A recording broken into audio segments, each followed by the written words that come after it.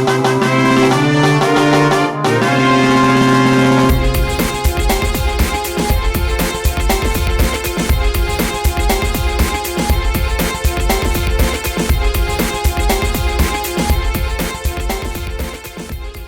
yo, what's up? It's your boy Hassan in the Rama Room headquarters with my boy Randall Williams. Hey, what's going on, everybody? And Omar, he's not here right now. He should be getting here at any moment. But we're going to go ahead and proceed with the show. If you hear Omar, that's what it is. That's just what's happening. You know what I mean? That's what we're doing. So, tight show for you. We ain't going to keep you guys too long this tonight, today, this morning, whenever you're listening to this. We're not going to keep you that long. Are we right? Exactly. We're going to go into this thing real quick, man. Have some fun with it. Just got done playing For Honor. Still playing it. Yeah. We had a segment last week. Right. About, Ubisoft and, the same type of game all the time. It's actually pretty prescient that this game would come out like a week later after we did that episode, right? Just to make us look ridiculous. But real quick, before we proceed further, I want to get your opinion on the game. We kind of talked about this off air, but... when we spoke about it after E3 last year, you weren't too hype on it. But now, your opinion. What's your opinion on it now? Oh man, it's a wonderful game. It's a very good. It's a fun game. It is fun. It's fun. it really the combat is satisfying. Yeah. My only concern is. We spoke about this a little bit yesterday. I could tell they're positioning it. They're making a strong esports push for this because it, as I said, the best way I would describe it is sort of a mixture between a fighting game and a MOBA, just from the game modes and just the way it plays and the way it watches. Mm-hmm. It's made for tense moments and people announcing and 1-to-1 battles or 1-to-2 battles for comebacks and for just those kind of big splash moments that people get put on YouTube the next day. My only question is, what's your question? Is the learning curve too steep to get a large enough base? I don't think so. I mean, with the amount of practice that you can put in, right? And once you get used to it, I mean, you could just fight a dummy for hours. Like you don't have to just lunge yourself into the game, and over time you'll figure out how to use a particular character. You do have the ability to really practice like a fighting game. Right. Well, my thing is, like, I played the beta. You've played more of the full game than I have. But, it feels a little different playing the AI versus a person in the sense that... Oh, the AI is cheap, bro. It's just like, I don't know. It's something about... I don't know if it's the camera. When you go to block, because of the way you block, you position your block based on the analog stick. Mm-hmm. And when you go to block, for some reason, at least... in my experience when I played the computer, it felt like, I don't know, it was a little bit easier to see what was going on versus with an opponent, particularly because one of the advantages you said over a fighting game is that you have more freedom to kind of play your way, and I wonder if that could be a bit of an issue, because again, you obviously, there's going to be a separation between your high-level players and your casual group. But you do need that casual base for the financial support to come in, so I'm wondering, is that going to be too intimidating for... Well, I mean, I think it's one of those things where people can just jump in and play. Like, you can't, like, this is one of those games that you can't look at the level of the person you're fighting and think that, like, for example, if they're level, like, if they're in, like, level 19 on Nobushi, they could be level 1 on Orochi. You know what I mean? And they're playing with Orochi right now. So you can't be like, oh, well, this is possibly a casual. Right. Which reminds me of the MOBA thing, because, you can max out certain characters, and then play someone that have a low level, but the actual skill level of the player using the character is, it's different from what's represented on the screen. Yeah, and it is... I mean, do you feel there's an issue, a problem where a skill gap could appear, where there's going to be a skill gap. Yeah, which I guess happens in any competitive game, but I guess one thing I don't know, I haven't played the full game, but at least in the beta, that peer-to-peer matchmaking was it's still a doozy. Yeah, it's still. Like my NAT type right now is like red, and it should be type 2 and moderate. Yeah, I really want to make it like open, but I'm having a hard time with I don't know what the heck's going on. Right, it's for a game that's so multiplayer focused. I'm surprised they went that route. Yeah, but shouldn't. they're the way they queue you together for matchmaking purposes, I think it's going to be really important, so that you don't have somebody who's new going up against somebody who's put in a lot of time and they're just getting decimated, because that's not going to be very fun for them. Because people are, I mean, and with your point, that's something that IGN even talked about that jumping people type style of play, or you think, oh, okay, I'm about to fight this guy 1-on-1 for the greater good of the team, right? And then this other dude come out of nowhere and just like whoop your ass. Yeah, that didn't happen to me. And the thing is, it's weird because it is both fun and frustrating for that to happen, but at the same time, it's kind of fun because you're like, I think the game handles it pretty well. Yeah. When you go to help out a teammate or when you're getting jumped, because you can reasonably still win that fight depending on how well you play and how well your opponent is. But I could definitely see the downside of that. Because I remember when I first played in beta, I think I played Domination, and I could handle the AI okay. Obviously, the crowds of people, the little creeps or minions in this case, whatever you want to call them, they're nothing. You just go in and slice, and that's satisfying. But when it came to another person, I was getting wrecked all the time. Yeah. So I just started avoiding other people for a while until I got a little better. Now through matchups, one-on-one. You was the guy running. Yeah, I was rolling on out of there. I'd run in, lose like 75% of my health, and just roll away. It's kind of go. But you get matchups where you fare a little bit better, which is what happened, and I got a little more comfortable with the game. But for someone who's kind of just checking it out, because the game is, like I said, it's really fun, and it's really interesting, and I'd like to see where it goes. And just my fear is that it may scare some people off. I mean, it's definitely going to have a level of intimidation. I mean, to me. Now, right. I mean, after people put in the level of, practice, I mean, don't buy the game expecting that you're going to be even kilter with people who've been playing this all day, right? On their day off. Like, right. Don't be that guy. Mm-hmm. The game is called for honor. Try to play honorably. There's some modes where you might beat somebody pretty quickly, and your partner's fighting is like 2v2. Mm-hmm. Other person's fight. Let them fight. Yeah. Just don't jump in. Right. That way you don't have to worry about that people doing that to you. Right. Also, I mean, what you normally see, like, it's not like Overwatch where people are dedicated to, 2 or 3 rounds. Mm-hmm. People leave. Yeah, you mentioned that. I was surprised. It's the dumbest, I think. And then, like, the game just gives up. Like, well, got to go back to the main menu. It's like, oh my god. And the load times are not friendly. No. So I mean, doing all that is too much. That is, I think, unfortunate because, like you said, the game is fun, but having these technical issues would really, I think, hamper adoption. Yeah. The adoption rate, because people don't want to sit through insane load times, or like you said, someone leaves the match and we're all kicked back out. That's a waste of time. I mean, not just adoption rate, but I mean, the longevity of a game. I mean, right. Who wants to sit around and wait match per match per match per match? Right. I mean, even though this is one of the only games that I would say every mode brings something to the table, like it's fun. Like usually when I play Overwatch or something, I'm playing just regular like team deathmatch. I dabble with season pass and stuff like that.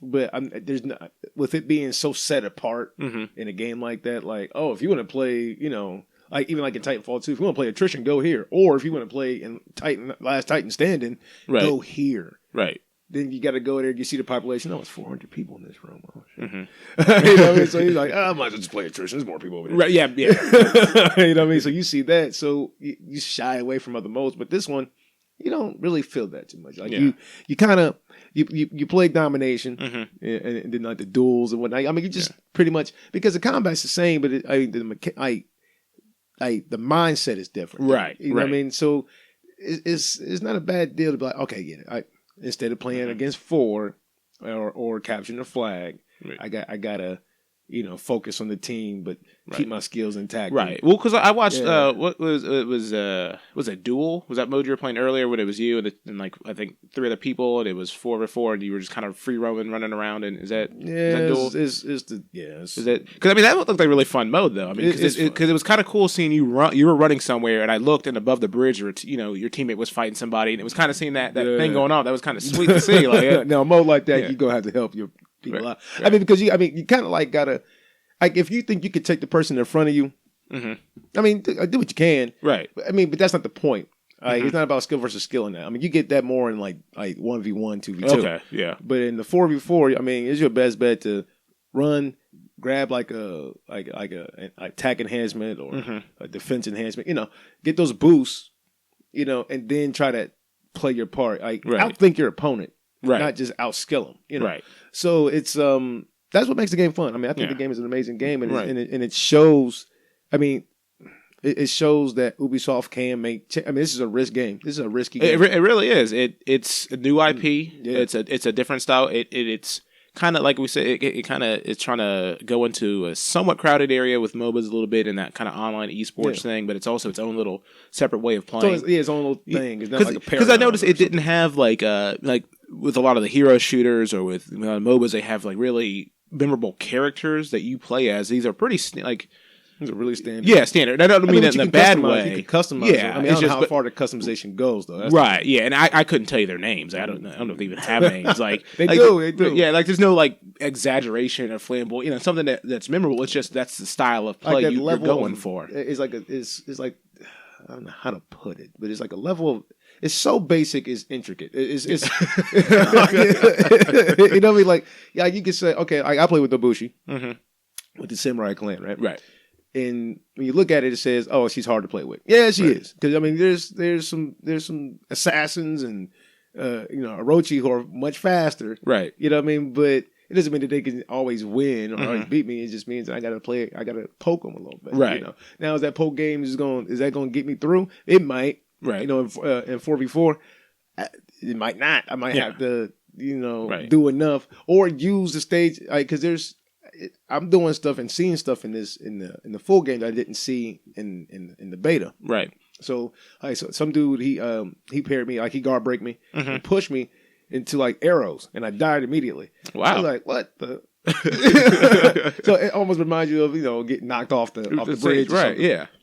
So I mean, with those type of elements, those intricacies, where it's like rock paper scissors, right? Yeah, which I think is kind of what the sense of kind of going for with the three different factions. Yeah, and, it's dope. I mean, and there's events. I mean, they haven't been released yet. I mean, at least I haven't seen any. Right. I mean, but they're there. And if you guys got it, I mean, if you want, I'm not going to rate the game. We don't have a rating system, not at all, not here, not yet. Right. But if you want my take on it, I'd say, like I say with everything else, I would say buy it. Yeah. But rent it first. Yeah, I'd say rent it, mostly because it's multiplayer. Yeah. First. Well, I mean, it has a campaign, right? Yes, it does. I'd say, but the lore is multiplayer, so I'd say rent it to get a taste, and because of the way the combat is, it's like I said, it has a bit of a learning curve, and it's kind of specific, so you may want to make sure that you like it. Right. But as far as if you're deciding whether or not to spend your time with it, I recommend it because it is a fun game.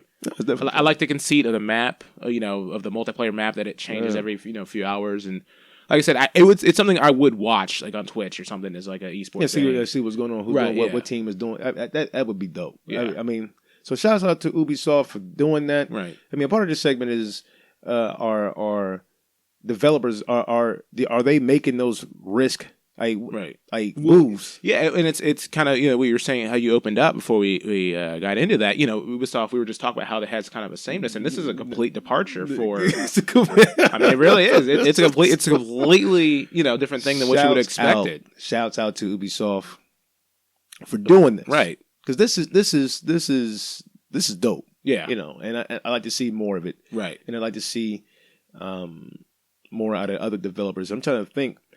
We were speaking previously, Blizzard with Overwatch. Yeah. Taking, Blizzard known for Diablo and Warcraft going to the first-person shooter arena. And the card game that they got. Oh, Hearthstone. Yeah, Hearthstone. I was gonna call it Gwent. I know that ain't Gwent. That's a Witcher one. Yeah, I almost did myself. I just didn't say it. It's so easy to say Gwent. I mean, they're getting and it worked out very well for them. Man, that's their highest. That's their highest adopted. Like it's 25 million. Yeah, who's playing that game? Yeah, I mean across platforms. Yeah, I have it on my phone. Like it's a big.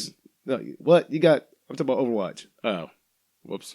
What kind of phone you got, man? But it's 25 million. Yeah, for Overwatch. I mean, they've given Activision their biggest year. Oh yeah, I mean it's been an incredible. Like I said, just from when we went to HowCon, all the Overwatch cosplay, and then I mean it's a huge. I mean, of course, World of Warcraft. They had that expansion last year, which attributed to it. But I mean, but even still, right? It wasn't what you thought it was, like Call of Duty, right? I mean, it was definitely Blizzard for sure, right? Which I think I know it's not a game that we know anything about yet, but just saw recently this week. It's I think Playground. Yeah, Playground Games, I believe. It might be Turn 10, but it's one of the Forza developers. They're working on a new game, open world. That's not racing. I heard about that. Yeah, I heard about there's not a lot of details out. Yeah, we probably won't see anything this year for another year or two. But I mean, for them, that would be that would be a huge departure. It'll be interesting, a new IP again, something interesting to see how they take that. What was Rockstar? What was Rockstar? They did the table tennis. I was gonna go as far, but I guess no. I was gonna say L.A. Noire, but that's still like the open world. But, yeah, I mean the object it was more, investigative type, right? But it wasn't what they're normally known for, which is that Red Dead Redemption, Grand Theft Auto type. Right, yeah, that certainly the tone of the game was different. You're on the other side of the law. They did the table tennis, and well, else did something different. I mean, what did EA do? EA just bought up a lot of people. Yeah, that's mostly what EA's done. There was one I was just thinking of, but it just left me as far as a real departure from what they did. Oh, it's gonna bug me. I'm gonna probably think about it after the show. But yeah, no, it's interesting to see when these developers when they're given a license to be able to step out from what they've done normally. I mean, real quick, I don't know the exact history of it, so I don't know that it translates perfectly. But Naughty Dog, I mean, they were Crash Bandicoot when they first started. And now they're Last of Us, and that's a huge departure. I mean, they're cinematic, third person action. I mean, like people in the industry look up to those guys. Like, yeah, I mean, how are you guys doing this? Right? Like, what is going on here? Yeah, but like 20 years ago, I was playing Wrath of Cortex. You know what I'm saying? Yeah, Naughty Dog is. I mean, shouts at the Naughty Dog. Yeah, but like I said, it's it's a risk because you don't know if people are going to adopt or take to. We were just talking about For Honor. We don't know how successful it will be. Yeah, you don't for the investment, and neither do they. I mean, but I mean, just to see Ubisoft really try to dial down that annualization type. Right, because hopefully they do get rewarded for the effort because as you mentioned the annualization thing, that burned people out on Assassin's Creed. This is the kind of game where annualization just takes place in terms of updates, patches, big content, DLC kind of things, but it doesn't have to be. There's not going to be a For Honor 2 next year, or For Honor, it doesn't. Well, I hope not. Yeah, hopefully not. I mean, I will hope that they would just build on this one and then because from what I understand, Rainbow Six Siege has done decently well. I mean, it was aiming for a similar kind of place, esports. I don't know that it's taken off in that arena, hugely, but from what I understand, it has a sizable player base and it's still doing pretty well. So hopefully, For Honor can at least copy that much. And that's Ubisoft. I mean, they've really taken they really, and also thinking about it, Square Enix with what's that one game? That stunt game. Not Far Cry. They came out with a third one, and dude be jumping out of planes and whatnot. Oh, Just Cause. Just Cause. Yeah. That's I know people like Hassan doesn't know nothing about games. He has to have to know. No, we were recording this guys pretty late. It happens, man. Yeah, the body wants to drink a beer at some point. And I was going to say with Rockstar, remember they used to do Midnight Club. Yeah, the racing series. What happened? I remember that back on the PS2. Yeah. Remember when all those street racing games came out? Need for Speed Underground, all that daggone Too Fast, Too Furious. Yeah, everyone had neons on the cars. You got Tokyo. I mean, Midnight Club Tokyo, and then Double Edition. Double Edition. Then you had. Yeah, you had a lot. Yeah. I mean, Need for Speed Underground, of course. Yeah. And that's the one I had. Yeah, I used to love the game, getting body kits on them. Man, I used to think my car was so sweet. Oh, yeah. Look at my car. Got knots in it. Look at the got the street lights on there. It's purple. Yeah, man. Got the low profile tires. Boy, they capitalized on that shit. Yeah, they did. Yeah, so I don't know, man. What do you guys think? Do you like when developers or risque or whatever? Yeah. I mean, it's a new IPs. It's fair to want them to stay in their wheelhouse because you don't want to lose the franchise or whatever it is you're playing that you like so much. And two, you want to be successful, and sometimes that's doing what they do best is the way to go. I mean, it's not a huge departure, but for example, we need look at Gearbox and Battleborn. I mean, it's still a first person shooter. Similar in the vein of Borderlands, but it just did not do nearly as well as as Borderlands did. I mean, so sometimes that risk does not pay off. No, it does not. And, I mean, Battleborn, I wasn't excited. I kind of was because the characters look goofy. Yeah, and I played the beta when it came out, and it was fun. Like the little Overwatch, the Overwatch, man. Even though they're two different games. Yeah, I mean, it was just poor timing. Like if Battleborn came out a week before, didn't it? Like it's like if it came out a different year or something, maybe it probably had a stronger chance. But it's just not. Yeah. Now, or maybe if they'd have gone like free to play in that model, you purchase heroes or whatever, maybe that could have helped a little bit. I'm surprised they never really did because I think that I know the price has gone down on it, but I'm surprised they never really. I think they just want to let that shit die. Yeah. And I don't blame them because, boy, there's so many games out there in that space. It's kind of they try to. I mean, you want to make money, right? People still play it. Yeah. Oh yeah. It's just not as popular. People are not clamoring for that game. Oh, y'all got to get Battleborn. Yeah, right. Battleborn. I had a friend. I mean, a friend of mine. We played, got Overwatch, and he got Battleborn. Right. And he thought that he didn't like the multiplayer aspect, like the always online type. Right. Like with that type of shooter type deal. You know what I mean? Like he'll probably play it, but For Honor or something. But we talked about it before. But he didn't like it with the first person shooter always. Even though he bought Overwatch, he likes the style of Battleborn. Right. And there's people out there that do. Yeah. They like that style, that option. That MOBA. I can't. Don't get me the line. I don't know what the hell the difference is between the MOBA and the Dota and all that. Well, a Dota is a MOBA. I know that much. It is? Yeah, it's MOBA. MOBA's it's a genre, and then Dota, League are like the two big ones. I play Smite. How is Smite? It's not bad. I enjoy it. It's it's different perspective visually from the other two, but it's smaller than those two, but most games are smaller than those two. Well, like I said, let us know.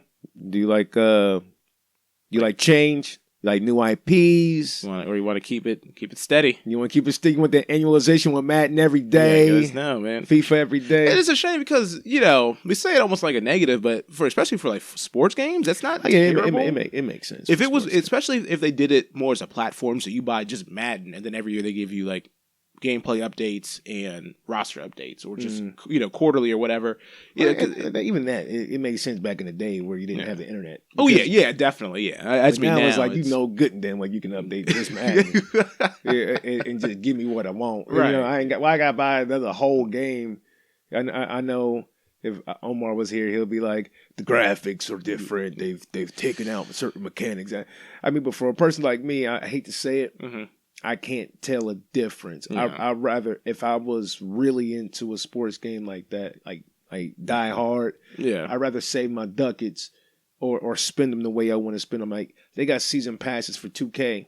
Yeah. You know what I mean? Yeah. And you buy it, and you get the updated roster as the roster updates itself in the real league, but then you go out and buy the new 2K. Why? Yeah. You know what I mean? Right. Like, why is it? I mean, I wish somebody could answer that for me. Like, why do people do that? I mean, and don't tell me graphics. Yeah. Because if you like 2K17, if that is your shit, then you should be cool to play that with just updated, season passes. Yeah, and I mean, people do. I mean, I know there's people that still play 2K5.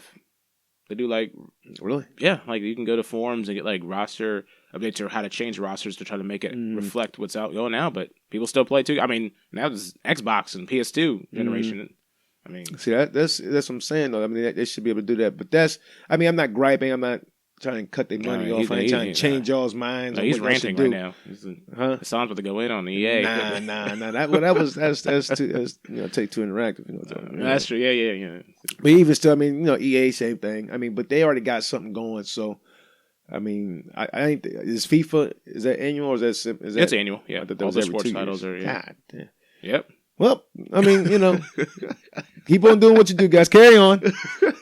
Coming up next, though, what we're going to get into is a little bit of anime, man. Like we said, ain't going to keep you guys up too late. We ain't going to hold you up before you go to work. We ain't going to keep you away from your 40-minute, 30-minute, hour lunches. We're going to go into some anime real quick. We're going to be talking about the differences between the Crunchyroll experience of anime and the Netflix. Is there a difference? We'll be right back.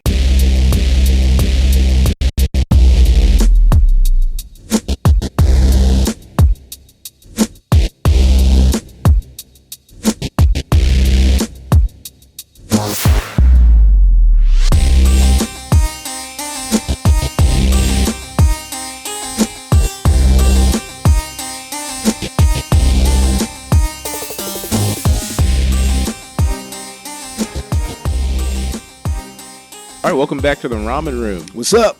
In this segment, we're talking about anime, and particularly we're talking about kind of the difference between what's on the offerings on Netflix and Crunchyroll. Right. So you were thinking about this because you said you were binge watching a show the other day. Cyborg 009. Now, is that a remake? Because I thought that show. Okay. Because I started watching it real quick. Do you like that animation style for that show? Like, are you talking about like the current one? Yeah, like that 3D. I'm glad you brought that up, man, because that's what I want to talk about. Like, yeah.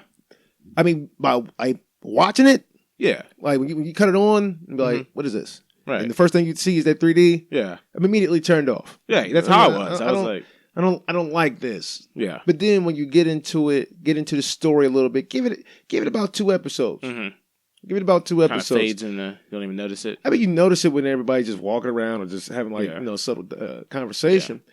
But when they get into the story, right, it's good for sure. Is that the style? Is that the trend for anime right now? I mean, because I know I see a lot of like really lush HD 2D drawings, but is that more just a shonen thing, or is that just whatever show does? I mean, whatever. For me, I ain't the biggest anime specialist, but from what I've seen, I've seen a lot of animes take that turn. I mean, I used to think it was more expensive, but I guess that's what I would assume that it would be more. I mean, it might be cheaper because you don't have to draw as much. You don't have to. That's true. You don't have to, then you can render a lot. And then you can. I mean, just for the sake of the story, you can just cut out the entire, cars, traffic, lights, people walking around. Right. And just focus on 5 people per panel. Yeah. You know what I'm saying? Right. So, I mean, I don't know if that does cut it, cut the budget a little bit. But what got me into it, I'm not going to say I grew a liking to it, the 3D. But I certainly appreciated it. I mean, once you got into the action. Yeah. When 002 was flying around or 009 was running, I was like, man, in the sounds, I mean, the detail. I was like, whoa, this is almost like a Gundam fight. Like the way they was doing stuff in the 3. And I guess they can angle the camera better in 3D just to, get it up. That does seem an advantage, is that for the action scenes, it would like be able to aerial, groundwork and whatnot. Maybe not your hand to hand. I don't know. Yeah. They didn't do a whole bunch of punches and kickers and I mean, but even still, I mean, if they did it, I'm pretty sure it would have looked all right. Right. I mean, now, that's how many shows, I mean, because... And I know if people don't consider Voltron an anime because of who animated it, right? But I look at it as in the anime category because of the person who does animate it, who does head that production for this particular Voltron is influenced by anime, right? Yeah. So and the story's great. Yeah, it's witty. Yeah, I haven't checked it out yet, but you kind of recommend that? Blew through it, man. It's amazing. Yeah, I'll give it a look, man. It looked interesting. I just hadn't got around to checking it out, but I need to. You haven't watched it at all, or just season 2? I haven't watched it at all. Yeah. I remember when it was coming out, was announced, but I just kind of forgot. I didn't because I knew Voltron, grew up on it a little bit, but I didn't really watch it growing up, so it wasn't anything that was on my radar per se. But I think there's what Netflix is doing is trying to set itself away. Now I did notice that the 7 Deadly Sins.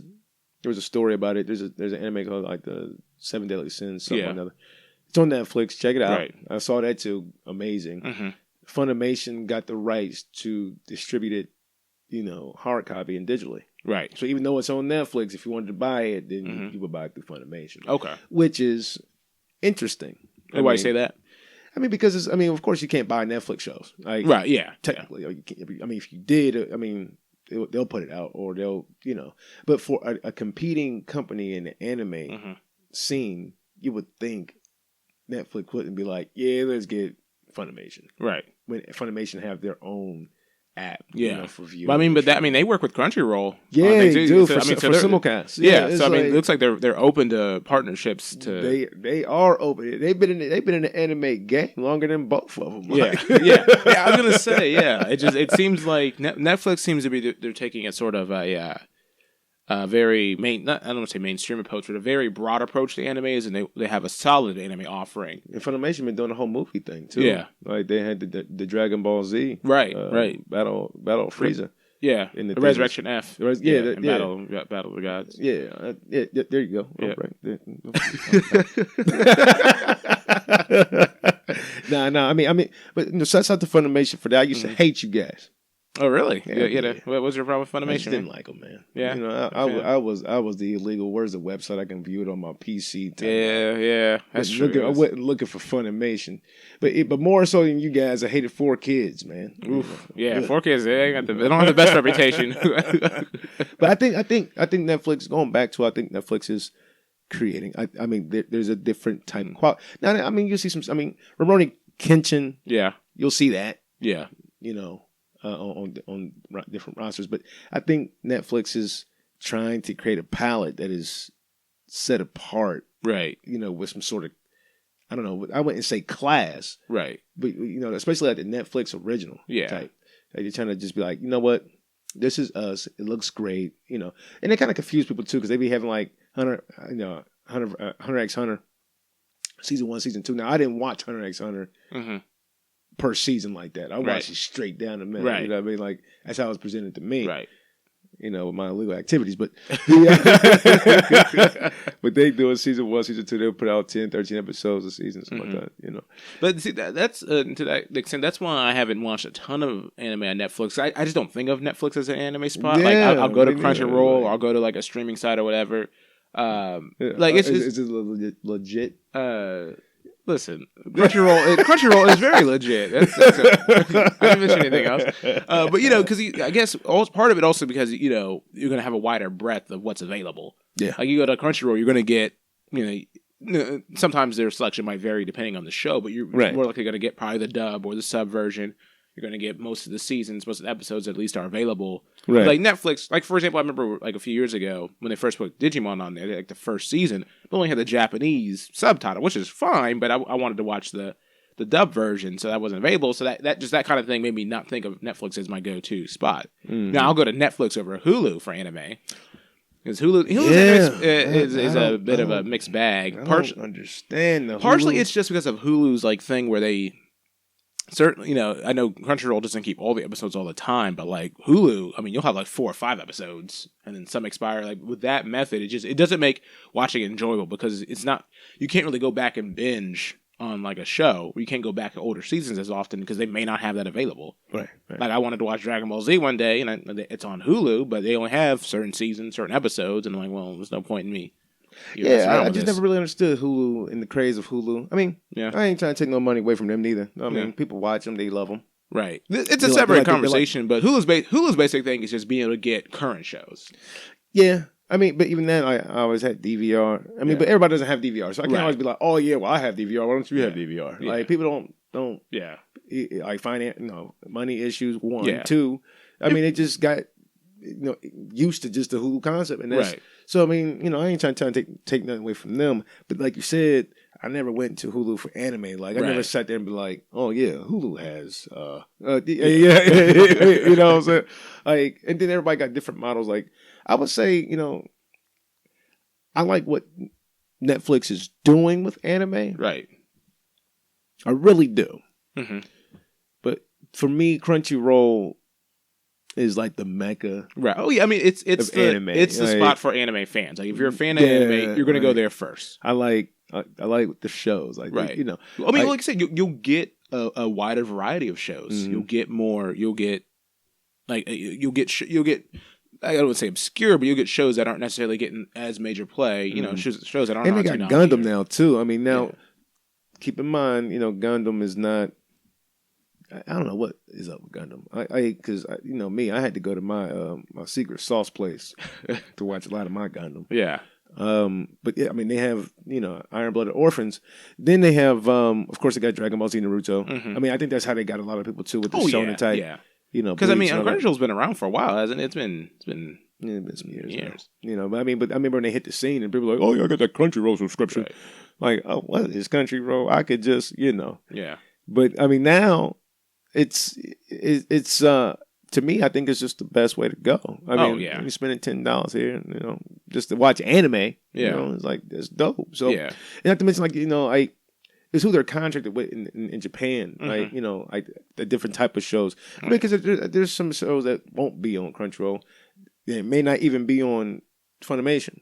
Right. It may not be on Netflix. You know what I mean? Yeah. And it's like.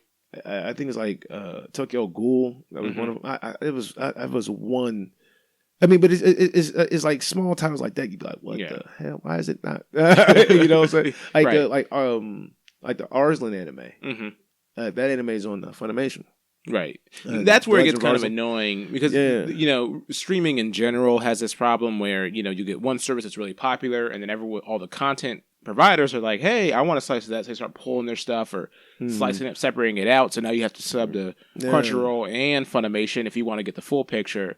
But they try, I mean, Crunchyroll tries to keep those tight. I think they got, well, Netflix got it too. Attack on Titan. Yeah, that's right. That was the one anime I knew that I was associated with them was Attack on Titan. Yeah, Attack on Titan is dope. Now Netflix has it, but they won't have a season 2 until after season 2 is done. Like then they'll have all of season 2.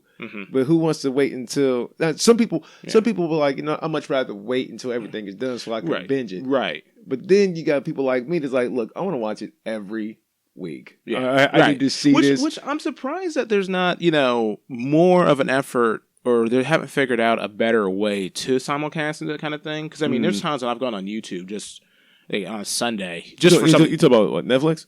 Netflix and Crunchy, like all the services, like I mean, like I've gone on, like I said, I've gone on YouTube just for something else, and I've seen like somebody's like streaming super live on YouTube, whatever. But seeing more of that, seeing more like, hey, the show's airing now, tune in to watch it as it's on. So I mean, because we're at the point, we're a much more connected world. We can the ability to do that is there. I'm surprised. I guess I'm surprised it's not more of an option for people. Yeah. I mean, I know a lot of that has to do with rights and commercials and advertising and all definitely that money. Rights.